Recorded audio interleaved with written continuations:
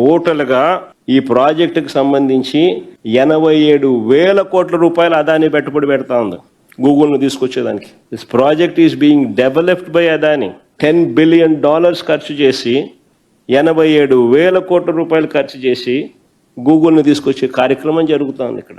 The entirety of the project is being constructed by Adani. It is going to be the world's largest data centre.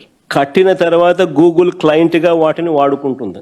$10 billion తీసుకొచ్చి ఇక్కడ పెట్టి ఇంత కష్టపడి Singapore government నుంచి cable తిప్పించి కేంద్ర ప్రభుత్వము, సింగపూర్ గవర్నమెంట్, వైఎస్ఆర్సీపీ గత ప్రభుత్వము 87,000 కోట్ల పెట్టుబడి ఇన్ని పెట్టిన తర్వాత గూగుల్ వస్తుంది.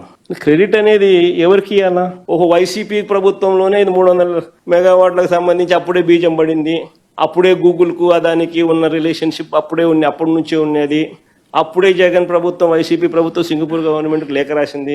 అప్పుడే కేంద్ర ప్రభుత్వం ఇన్వాల్వ్ అయ్యి, సింగపూర్ ప్రభుత్వం ఇన్వాల్వ్ అయ్యి, అదాని ఇన్వాల్వ్ అయ్యి, వైఎస్ఆర్ ప్రభుత్వం ఇన్వాల్వ్ అయ్యి, ఇంతమంది ఇన్వాల్వ్ అయ్యి ఈ డేటా సెంటర్ను గూగుల్ను ఇక్కడ తీసుకొచ్చే గొప్ప కార్యక్రమానికి బీజం పడింది అని చెప్పడానికి చంద్రబాబు నాయుడు హెసిటేట్ చేసినాడు. ఎందుకంటే క్రెడిట్ ఇవ్వడానికి ఇష్టంలా.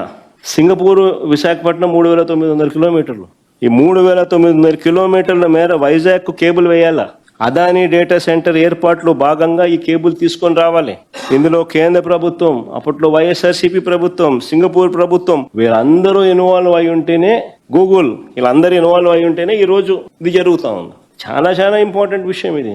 ఇప్పుడు అంతా అయిపోయిన తర్వాత ఈయన సుందర ముఖార విందాన్ని చూసి గూగుల్ వచ్చేసినట్టుగా ఆయన బిల్డప్ ఇచ్చేసేయడము,